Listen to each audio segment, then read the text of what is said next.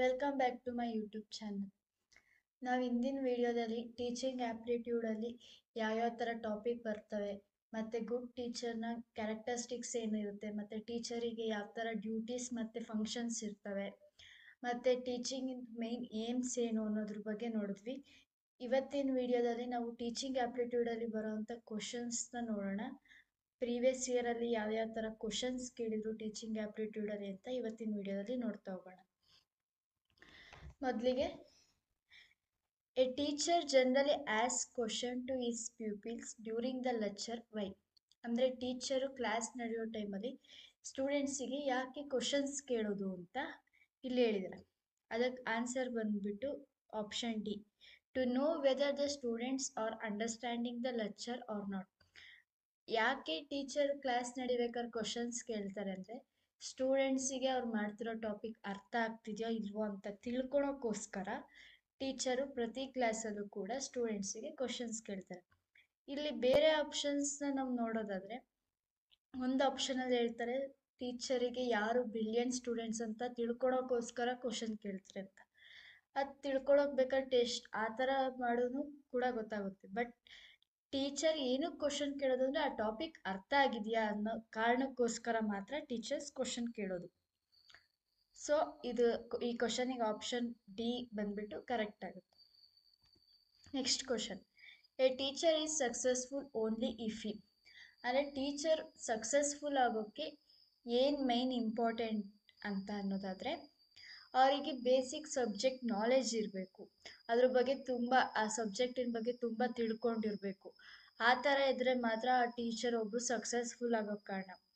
ಇಲ್ಲಿ ಆಪ್ಷನ್ಸ್ಗಳು ನೋಡೋದಾದರೆ, ಒಳ್ಳೆ ಪರ್ಸೆಂಟೇಜ್ ತಗೊಬರ್ಬೇಕು, ಅಂದರೆ ಸ್ಟೂಡೆಂಟ್ಸಿನ ಪರ್ಸೆಂಟೇಜ್ ಆಗಿರ್ಬೋದು, ಅಥವಾ ಈಗ ಕ್ವಶನ್ ಪೇಪರ್ನ ಡಿಫಿಕಲ್ಟ್ ಅಂದರೆ ಜರ್ನಲ್ಸ್ ಥರ ಕ್ವಶನ್ ಪೇಪರ್ ಪ್ರಿಪೇರ್ ಮಾಡೋದು, ಆ ಥರ ಎಲ್ಲ ಹೇಳಿದ್ದಾರೆ. ಬಟ್ ಬೇಸಿಕ್ಕಾಗಿ ಟೀಚರ್ ಒಬ್ಬರು ಸಕ್ಸಸ್ಫುಲ್ ಆಗಬೇಕು ಅಂದರೆ ಅವರಿಗೆ ಸಬ್ಜೆಕ್ಟ್ ನಾಲೆಜ್ ಇರಬೇಕು, ಅದ್ರ ಬಗ್ಗೆ ಆ ಸಬ್ಜೆಕ್ಟಿನ ಬಗ್ಗೆ ತುಂಬ ತಿಳ್ಕೊಂಡಿರ್ಬೇಕು. ಸೊ ಆ ಥರ ತಿಳ್ಕೊಂಡಿದ್ರೆ ಮಾತ್ರ ಒಬ್ಬರು ಟೀಚರ್ ಸಕ್ಸಸ್ಫುಲ್ ಆಗೋ ಕಾರಣ. ಸೊ ಈ ಕ್ವಶನಿಗೆ ಆಪ್ಷನ್ ಸಿ ಬಂದ್ಬಿಟ್ಟು ರೈಟ್ ಆನ್ಸರ್ ಆಗುತ್ತೆ. Next question, teachers use teaching AIDS for. ಅಂದರೆ ಟೀಚಿಂಗ್ ಏಡ್ಸ್ ಅಂದರೆ ಟೀಚಿಂಗ್ ಟೈಮಲ್ಲಿ ಯೂಸ್ ಮಾಡೋವಂಥ ವಸ್ತುಗಳು ಏನಕ್ಕೆ ಯೂಸ್ ಮಾಡ್ತಾರೆ ಅಂತ ಕೇಳೋದಾದರೆ, ಅಂದರೆ ಬೇಗ ಸ್ಟೂಡೆಂಟ್ಸಿಗೆ ಅರ್ಥ ಆಗಲಿ ಅನ್ನೋ ಥರ ವಿಡಿಯೋದಲ್ಲಿ ನೀವು ಹೇಳಿದ್ವಿ ಯಾವ್ದ್ಯಾವುದು ಟೀಚಿಂಗ್ ಏಡ್ಸ್ ಅಂತ ಹೇಳಿ. ಸೊ ಅದೇ ಥರ ಈಗ ಏನಾರು ಒಂದು ಮ್ಯಾಪ್ ತೊಗೊಂಡು ಅದರಲ್ಲಿ ನಾವು ಸ್ಟೇಟ್ಗಳು ತೋರಿಸೋದ್ರಿಂದ ಬೇಗ ಮಕ್ಕಳಿಗೂ ಕೂಡ ಅರ್ಥ ಆಗುತ್ತೆ. ಸೊ ಹಂಗಾಗಿ ನಾವು ಏನಕ್ಕೆ ಟೀಚಿಂಗ್ ಏಡ್ಸ್ನ ಯೂಸ್ ಮಾಡ್ತೀವಿ ಅಂದರೆ, making the teaching with understanding level of students. ಅಂದರೆ ಸ್ಟೂಡೆಂಟ್ಸಿಗೆ ಅರ್ಥ ಆಗೋ ಥರ ಹೇಳೋಕ್ಕೋಸ್ಕರ ನಾವು ಟೀಚಿಂಗ್ ಏಡ್ಸ್ನ ಯೂಸ್ ಮಾಡ್ತೀವಿ. ಇಲ್ಲಿ ಬೇರೆ ಆಪ್ಷನ್ಸ್ ನೋಡೋದಾದ್ರೆ ಅಲ್ಲಿ ಟೀಚರ್ದು ಇಂಟ್ರೆಸ್ಟ್ ಮೇಲೆ ಯೂಸ್ ಮಾಡೋದು, ಅಥವಾ ಸ್ಟೂಡೆಂಟ್ಸ್ಗೆ ಅಟೆಂಟಿವ್ ಅಂದರೆ ಅವ್ರಿಗೆ ಅಟ್ರ್ಯಾಕ್ಟ್ ಆಗೋಕ್ಕೆ ಯೂಸ್ ಮಾಡೋದು ಅಂತ ಹೇಳ್ತಾರೆ. ಬಟ್ ಬೇಸಿಕ್ ಆಗಿ ನಾವು ಟೀಚಿಂಗ್ ಏಡ್ಸ್ ಬೇರೆ ಏನೇ ಟೀಚಿಂಗ್ ಏಡ್ಸ್ ಯೂಸ್ ಮಾಡಿದ್ರು ಕೂಡ ಅದು ಸ್ಟೂಡೆಂಟ್ಸಿಗೆ ಅರ್ಥ ಆಗೋಕ್ಕೋಸ್ಕರ, ಆ ಅಂಡರ್ಸ್ಟ್ಯಾಂಡಿಂಗ್ ಲೆವೆಲ್ಗೋಸ್ಕರ ಅದನ್ನು ಯೂಸ್ ಮಾಡ್ತೀವಿ. ಸೊ ಆನ್ಸರ್ ಬಂದ್ಬಿಟ್ಟು option D. 19th one, who can be A good teacher one. ಅಂದರೆ ಯಾರು ಒಬ್ಬ ಒಳ್ಳೆ ಟೀಚರ್ ಆಗೋಕ್ಕೆ ಸಾಧ್ಯ ಅಂತ ಕೇಳಿದ್ದಾರೆ. ಆಪ್ಷನ್ಸ್ ನೋಡಿದ್ರೆ, who students do not need to ask questions, who answers all the questions asked by students, who never encourage children to know something not in curriculum. ಅಂದರೆ ಒಬ್ಬರು ಒಳ್ಳೆ ಟೀಚರ್ ಆಗೋಕ್ಕೆ ಆ ಸ್ಟೂಡೆಂಟ್ಸ್ ಕೇಳೋ ಅಂಥ ಕ್ವಶನ್ಸಿಗೆಲ್ಲ ಆನ್ಸರ್ ಮಾಡಬೇಕಂದ್ರೆ, ಈಗ ಸ್ಟೂಡೆಂಟ್ಸಿಗೆ ಏನೋ ಒಂದು ಡೌಟ್ ಇರುತ್ತೆ, ಅವ್ರು ಕೇಳಿದ ತಕ್ಷಣ ಅದನ್ನು ನೆಗ್ಲೆಕ್ಟ್ ಮಾಡ್ದಂಗೆ ಅಥವಾ ಅವರಿಗೆ ಎಂಕರೇಜ್ ಮಾಡ್ದಂಗೆ ಆ ಥರ ಇರ್ದಲೆ ಅವ್ರು ಕೇಳೋವಂಥ ಕ್ವಶನ್ನಿಗೆ ಆನ್ಸರ್ ಮಾಡಿದ್ರೆ ಅವರು ಒಳ್ಳೆ ಟೀಚರ್ ಅಂತ ಹೇಳ್ಬೋದು. ಸೊ ಆಪ್ಷನ್ ಬಿ ಬಂತು correct, who answers all the questions asked by students. ಇಲ್ಲಿ ಬೇರೆ ಆಪ್ಷನಲ್ಲಿ ಏನು ಹೇಳಿದ್ದಾರೆ, do not need to ask a question, ಅಥವಾ ಹೂ ನೆವರ್ ಎಂಕರೇಜಸ್ ಚಿಲ್ಡ್ರನ್. ಅಂದರೆ ಸ್ಟೂಡೆಂಟ್ಸ್ ಈಗ ಒಬ್ಬರು ಟೀಚರ್ ಅಂದರೆ ಅವರು ಸ್ಟೂಡೆಂಟ್ಸ್ ಕೇಳೋಂಥ ಡೌಟ್ ಆಗಿರ್ಬೋದು, ಕ್ವಶನ್ಸ್ಗಳಿಗೆ ಆನ್ಸರ್ ಮಾಡಬೇಕು, ಎಂಕರೇಜ್ ಮಾಡಬೇಕು. ಇದ್ಯಾವುದು ಅಲ್ಲ ಅವ್ರು ಮಾಡ್ತಿಲ್ಲ ಅಂತಂದರೆ ಅವರು ಒಬ್ಬರು ಗುಡ್ ಟೀಚರ್ ಆಗೋಕ್ಕೆ ಸಾಧ್ಯ ಇಲ್ಲ. ಸೊ ಆಪ್ಷನ್ ಬಿ ಬಂದ್ಬಿಟ್ಟು ಕರೆಕ್ಟ್ ಆನ್ಸರ್ ಆಗುತ್ತೆ. How A teacher should behave with the students. ಒಬ್ರು ಟೀಚರು ಸ್ಟೂಡೆಂಟ್ಸ್ ಜೊತೆ ಯಾವ ರೀತಿ ಇರಬೇಕು ಅಂತಂದ್ರೆ, ಒಬ್ರು ಲೀಡರ್ ಥರ, ಅಂದರೆ ಲೀಡರಿಗಿರೋ ಅಂಥ ಕ್ವಾಲಿಟೀಸ್ ಥರ ಫುಲ್ಲು ಎಂಕರೇಜ್ ಮಾಡ್ಕೊಂಡು ಅವ್ರಿಗೊಂಥರ ಮೋಟಿವೇಶನ್ ಮಾಡ್ಕೊಂಡು ರೋಲ್ ಮಾಡೆಲ್ ಆಗಿ ಒಬ್ರು ಟೀಚರ್ ಇರಬೇಕು. ಸೊ ಆವಾಗ ಸ್ಟೂಡೆಂಟ್ಸು ಸಕ್ಸಸ್ಫುಲ್ ಆಗೋಕ್ಕೆ. Why should a student not be punished severely. ಯಾಕೆ ಸ್ಟೂಡೆಂಟ್ಸಿಗೆ ಸೆವ್ರಲ್ ಟೈಮ್ ಅಂದರೆ ಮತ್ತೆ ಮತ್ತೆ ಯಾಕೆ ಪನಿಷ್ಮೆಂಟ್ ಕೊಡಬಾರ್ದು ಅಂತ ಕೇಳಿದ್ದಾರೆ. ಇಲ್ಲಿ ಮೊದಲನೇ ಆಪ್ಷನ್ ನೋಡೋದಾದ್ರೆ, he make quarrel with a teacher, ಅಂದರೆ ಆ ಸ್ಟೂಡೆಂಟು ಟೀಚರ್ ಜೊತೆ ಜಗಳ ಆಡ್ಬೋದು. ನೆಕ್ಸ್ಟ್ ಆಪ್ಷನ್ ನೋಡೋದಾದ್ರೆ, his parents make quarrel with the teacher, parents ಕೂಡ ಟೀಚರ್ಸ್ ಜೊತೆ ಜಗಳ ಆಡ್ಬೋದು. He may leave the school and join another, ಅಂದರೆ ಈಗ ಟೀಚರ್ ಬೈತಿದ್ದಾರೆ ಅಂತೇಳಿ ಆ ಸ್ಕೂಲ್ ಬಿಟ್ಬಿಟ್ಟು ಬೇರೆ ಸ್ಕೂಲಿಗೆ ಜಾಯ್ನ್ ಆಗ್ಬೋದು. ಅಥವಾ the students may develop a negative attitude towards ಈ ಸ್ಟಡೀಸ್, ಟೀಚರ್ ಆ್ಯಂಡ್ ಸ್ಕೂಲ್. ಆ ಸ್ಕೂಲ್ ಬಗ್ಗೆ ಅಥವಾ ಸ್ಟಡೀಸ್ ಬಗ್ಗೆ, ಟೀಚರ್ ಬಗ್ಗೆ, ಎಲ್ಲಾದ್ರ ಬಗ್ಗೆ ಒಂಥರ ನೆಗೆಟಿವ್ ಥಾಟ್, ಅಥವಾ ಇವರೇನು ಬರೀ ಬೈಯೋದೇ ಆಯಿತು, ಈ ಸ್ಕೂಲ್ ಸೇರಿಲ್ಲ, ಆ ಥರ ಒಂಥರ ನೆಗೆಟಿವ್ ಮೈಂಡ್ ಸೆಟ್ ಬರುತ್ತೆ ಅಂತ ಹೇಳಿದ್ದಾರೆ. ಸೊ ನಾವು ಈ ಎಲ್ಲ ಆಪ್ಷನ್ಸು ನೋಡಿದಾಗ ನಮಗೆ ಕರೆಕ್ಟ್ ಆಪ್ಷನ್ ಬಂದ್ಬಿಟ್ಟು ಡಿ ಆಗುತ್ತೆ. ಯಾಕೆಂದರೆ ಟೀಚರ್ ಪನಿಷ್ಮೆಂಟ್ ಕೊಡ್ತಾ ಹೋಗ್ದಂಗೆ ಸ್ಟೂಡೆಂಟ್ಸಿಗೆ ಸ್ಟಡೀಸ್ ಮೇಲೆ ತುಂಬ ನೆಗ್ಲೆಕ್ಟ್ ಆಗೋದಾಗಿರ್ಬೋದು, ಅಥವಾ ನೆಗೆಟಿವ್ ಥಿಂಕಿಂಗ್ ಎಲ್ಲ ಆಗುತ್ತೆ. ಸೊ ಹಂಗಾಗಿ why students should not punished severely ಅಂತ ಅಂದರೆ, the students may develop a negative attitude towards ಈ studies, teacher and school. The term least restrictive environment refers to the education of, ಅಂದರೆ list ರೆಸ್ಟ್ರಿಕ್ಟಿವ್ environment ಅನ್ನೋದು ಯಾರಿಗೆ ಕೊಡುವಂಥ ಎಜುಕೇಷನಿಗೆ refer ಮಾಡುತ್ತೆ ಅಂತಂದರೆ, ಹ್ಯಾಂಡಿಕ್ಯಾಪ್ಟಿಗೆ ಆ ಎಜುಕೇಷನ್ ಕೊಡ್ತಾರಲ್ಲ, ಸೊ ಅದನ್ನು ನಾವು ಲೀಸ್ಟ್ ರೆಸ್ಟ್ರಿಕ್ಟಿವ್ ಎನ್ವಿರಾನ್ಮೆಂಟ್ ಅಂತ ಕರಿತೀವಿ. If majority of students in your class is weak you should, ಅಂದರೆ ಮೆಜಾರಿಟಿ ಅಂದರೆ ಆಲ್ಮೋಸ್ಟ್ ಆಲ್ ಎಲ್ಲ ಸ್ಟೂಡೆಂಟ್ಸು ಕ್ಲಾಸಲ್ಲಿ ವೀಕ್ ಇದ್ದಾರೆ ಅಂದ ತಕ್ಷಣ ಟೀಚರು ಏನು ಮಾಡಬೇಕು ಅಂತ ಕೇಳಿದ್ದಾರೆ. So keep your teaching slow along with some extra guidance to bright people. ಎಲ್ಲರೂ ಸ್ಟೂಡೆಂಟ್ಸಲ್ಲಿ ಆಲ್ಮೋಸ್ಟ್ ಆಲ್ ಎಲ್ಲ ವೀಕ್ ಇರೋದ್ರಿಂದ ಅವರಿಗೆ ಸ್ಲೋ ಆಗಿ ಪಾಠ ಮಾಡಿ ಅವರಿಗೆ ಇನ್ನೂ ಸ್ವಲ್ಪ ಎಕ್ಸ್ಟ್ರಾ ಗೈಡೆನ್ಸ್ ಕೊಟ್ಬಿಟ್ಟು ಅರ್ಥ ಆಗೋ ಥರ ಅಥವಾ ಈಸಿ ವೇನಲ್ಲಿ ಮಾಡಬೇಕು. ಮತ್ತು ಈಗ ಅಲ್ಲಿ ಬರೀ ಮೆಜಾರಿಟಿ ಅಂತ ಮಾತ್ರ ಹೇಳಿರೋದು. ಸೊ ಇನ್ನು ಮಿಕ್ಕಿದವರು ಕೂಡ ಬ್ರೈಟ್ ಇರೋರು ಕೂಡ ಇರ್ತಾರೆ. ಸೊ ಹಂಗಾಗಿ ಬ್ರೈಟ್ ಇರೋರಿಗೂ ಕೂಡ ಸ್ವಲ್ಪ ಎಕ್ಸ್ಟ್ರಾ ಗೈಡೆನ್ಸ್ನ ಕೊಡೋದಾಗಿರ್ಬೋದು. ಈ ರೀತಿ ಇಬ್ಬರಿಗೂ ಎಲ್ಲದೂ ಕೂಡ ಮೇನ್ ಇಂಪಾರ್ಟೆಂಟ್ ಆಗಿರುತ್ತೆ. ಸೊ ಆಪ್ಷನ್ ಸಿ ಬಂದ್ಬಿಟ್ಟು right answer. The most important challenge before A teacher is, ಅಂದರೆ ಟೀಚರಿಗೆ ಮೇನ್ ಚಾಲೆಂಜ್ ಏನಾಗಿರುತ್ತೆ ಒಂದು ಕ್ಲಾಸಲ್ಲಿ ಆಗಿರ್ಬೋದು ಅಥವಾ ಸ್ಕೂಲಲ್ಲಿ ಆಗಿರ್ಬೋದು ಅಂತ ಇಲ್ಲಿ ಕೇಳಿದ್ದಾರೆ. ಫಸ್ಟ್ ಮೇನ್ ಚಾಲೆಂಜ್ ಏನಾಗಿರುತ್ತಪ್ಪ ಅಂತಂದರೆ, to make teaching learning process enjoyable, ಅಂದರೆ ಟೀಚರು ಅವ್ರು ಮಾಡ್ತಿರೋ ಅಂಥ ಪ್ರೊಫೆಷ್ನಲ್ ಅಂದರೆ ಟೀಚಿಂಗ್ನ ಅವರು ಎಂಜಾಯ್ ಮಾಡ್ಕೊಂಡು ಮಾಡಬೇಕು. ಈಗ ಕೆಲವು ಟೀಚರ್ಸು ಅದನ್ನು ಸ್ಟ್ರೆಸ್ ಆಗಿ ಅಥವಾ ಏನೋ ಒಂದು ಪ್ರೊಫೆಷ್ನಲ್ ಅಂತ ತಗೊಳ್ದಲೆ ಅದನ್ನು ಎಂಜಾಯ್ ಮಾಡ್ಕೊಂಡು ಸ್ಟೂಡೆಂಟ್ಸಿಗೆ ಅರ್ಥ ಆಗೋ ಥರ ಹೇಳೋದು ಎಲ್ಲ ಮಾಡಿದಾಗ ಅದು ಚಾಲೆಂಜಿಂಗ್ ಆಗಿ ಇರುತ್ತೆ. ಇಲ್ಲಿ ಬೇರೆ ಆಪ್ಷನ್ಸಲ್ಲಿ ಏನು ಹೇಳಿದ್ದಾರೆ, ಅವ್ರು ಕ್ವಶನ್ ಪೇಪರ್ ಮಾಡೋದು ಅದು ಚಾಲೆಂಜಿಂಗ್ ಆಗಿ ಏನಿರಲ್ಲ ಟೀಚರ್ಸಿಗೆ. ಮತ್ತು to make students to their homework, ಅಂದರೆ ಸ್ಟೂಡೆಂಟ್ಸಿಗೆ ಹೋಮ್ವರ್ಕ್ ಮಾಡಿಸೋದು ಅದು ಕೂಡ ಚಾಲೆಂಜಿಂಗ್ ಆಗಿರೋಲ್ಲ. ಅವ್ರಿಗೆ ಟೀಚರ್ ಕೆಲಸ ಏನಂದ್ರೆ ಹೋಮ್ವರ್ಕ್ ಕೊಡೋದು, ಅದನ್ನು ಚಾಲೆಂಜಿಂಗ್ ಆಗೋದು ಅಲ್ಲಿ ಪೇರೆಂಟ್ಸ್ಗೆ ಹೋಮ್ವರ್ಕ್ ಮಾಡಿಸೋದು. ಸೊ ಇಲ್ಲಿ ಮೇನ್ ಚಾಲೆಂಜಿಂಗ್ ಆಗೋದು ಟೀಚರ್ಸಿಗೆ ಏನಪ್ಪ ಅಂತ ಅಂದರೆ, to make teaching learning process enjoyable, ಅಂದರೆ ಅವರು ಎಂಜಾಯ್ ಮಾಡ್ಕೊಂಡು ಟೀಚಿಂಗ್ ಅವ್ರ ಪ್ರೊಫೆಷ್ನಲ್ನ ಮಾಡ್ಕೊ ಹೋಗ್ಬೇಕು. A teacher learns maximum from, ಒಬ್ಬರು ಟೀಚರು ಮ್ಯಾಕ್ಸಿಮಮ್ ಅಂದರೆ ತುಂಬ ಜಾಸ್ತಿ ಕಲಿಯೋದು ಯಾರಿಂದ ಅಂತಂದರೆ ಸ್ಟೂಡೆಂಟ್ಸಿಂದ.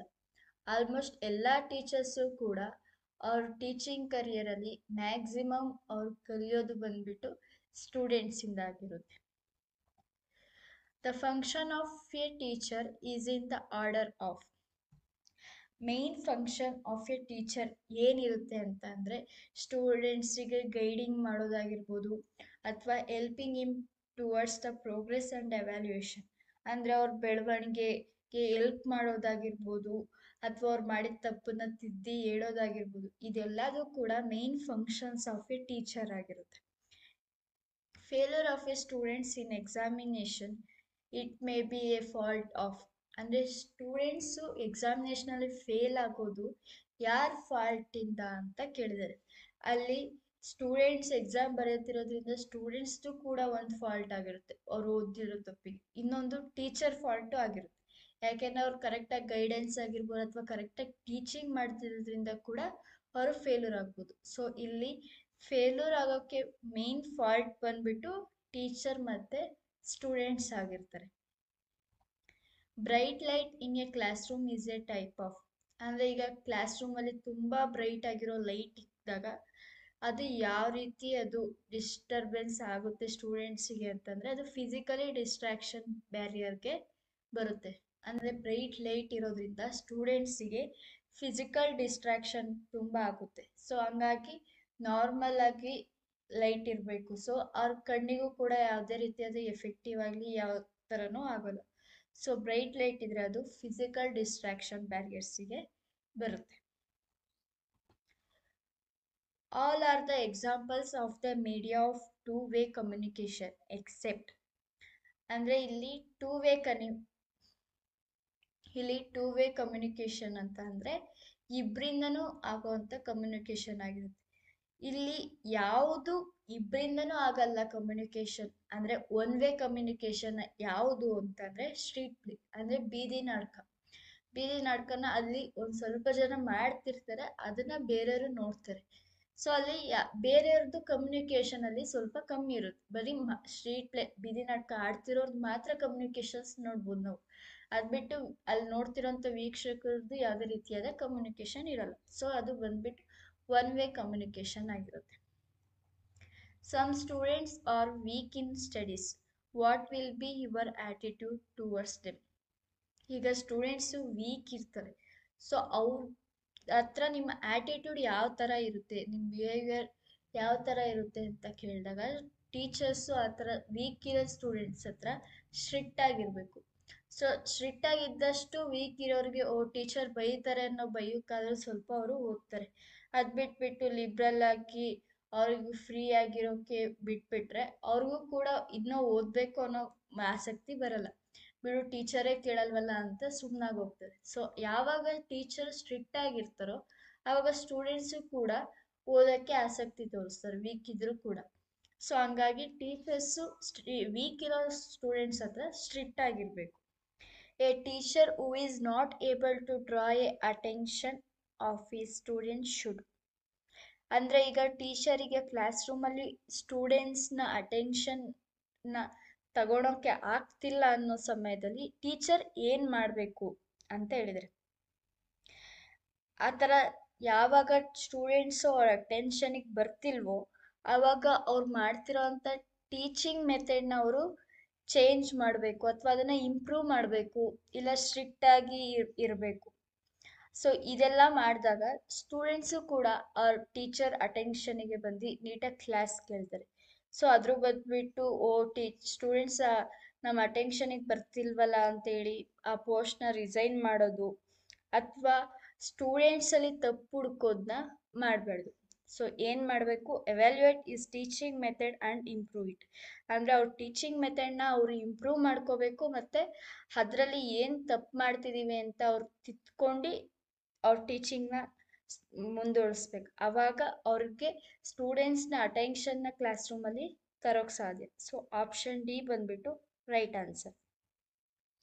While delivering a lecture, if there is some disturbance in the class room then a teacher should, ಅಂದರೆ ಈಗ ಟೀಚರ್ ಏನೋ ಒಂದು ಕ್ಲಾಸ್ ಮಾಡ್ತಿರ್ತಾರೆ, ಕ್ಲಾಸ್ ಮಧ್ಯದಲ್ಲಿ ಏನೋ ಒಂಥರ ಡಿಸ್ಟರ್ಬೆನ್ಸ್ ಅಥವಾ ಮಕ್ಕಳು ಮಾತಾಡೋದಾಗಿರ್ಬೋದು ಈ ಥರ ಎಲ್ಲ ನಡೀತಿರ್ಬೇಕಾದ್ರೆ ಟೀಚರ್ ಏನು ಮಾಡಬೇಕು ಅಂತ ಕೇಳಿದ್ದಾರೆ. ಸೊ ಆ ಥರ ಡಿಸ್ಟರ್ಬೆನ್ಸ್ ಆಗ್ತಿರ್ಬೇಕಾದ್ರೆ ಟೀಚರು ಆ ಡಿಸ್ಟರ್ಬೆನ್ಸ್ ಮಾಡ್ತಿರೋರಿಗೆ ಪನಿಷ್ಮೆಂಟ್ ಕೊಡಬೇಕಾ ಅಥವಾ ಸುಮ್ಮನೆ ಅದನ್ನು ನೆಗ್ಲೆಕ್ಟ್ ಮಾಡಿ ನೆಕ್ಸ್ಟ್ ಕ್ಲಾಸ್ ಮಾಡ್ತಾ ಹೋಗ್ಬೇಕಾ ಅಥವಾ ಏನು ಮಾಡಬೇಕು ಅಂತ ಕೇಳಿದಾಗ keep quiet for a while and then go on. ಅಂದರೆ ಆ ಥರ ಡಿಸ್ಟರ್ಬೆನ್ಸ್ ಕ್ಲಾಸ್ ಮಧ್ಯೆ ಆಗ್ತಿದೆ ಅಂತ ಅನ್ನುವಾಗ ಟೀಚರ್ ಒಂದು ಸ್ವಲ್ಪ ಹೊತ್ತು ಸೈಲೆಂಟ್ ಆಗಿರಬೇಕು, ಯಾವುದೇ ರೀತಿಯಾದ ಕ್ಲಾಸ್ ಮಾಡ್ದಂಗೆ. ಸೊ ಅವಾಗ ಸ್ಟೂಡೆಂಟ್ಸ್ ಆಟೋಮೆಟಿಕ್ ಆಗಿ ಅವರು ಕೂಡ ಡಿಸ್ಟರ್ಬೆನ್ಸ್ ಮಾಡ್ತಿದ್ದವರು ಕೂಡ ಸೈಲೆಂಟ್ ಆಗ್ತಾರೆ. ಸೊ ಎಲ್ಲ ಕ್ಲಾಸ್ ಫುಲ್ ಸೈಲೆಂಟ್ ಆದಮೇಲೆ ಮತ್ತೆ ಟೀಚರ್ ಅವ್ರ ಕ್ಲಾಸ್ನ ಸ್ಟಾರ್ಟ್ ಮಾಡ್ಬೇಕು. ಅದುವರೆಗೂ ಕೂಡ ಟೀಚರು ಕೂಡ ಸೈಲೆಂಟ್ ಆಗಿ ನಿಂತಿದ್ದಾಗ ಓ ಟೀಚರ್ ಕ್ಲಾಸ್ ಮಾಡ್ತಿಲ್ವಲ್ಲ ಅನ್ನೋ ಭಯಕ್ಕಾದ್ರೂ ಅವರು ಕೂಡ ಸೈಲೆಂಟ್ ಮಾಡ್ತಾರೆ. ಸೊ ಆಪ್ಷನ್ ಬಿ ಬಂದ್ಬಿಟ್ಟು right answer. Which one of the following languages can be the best medium of instruction at primary level?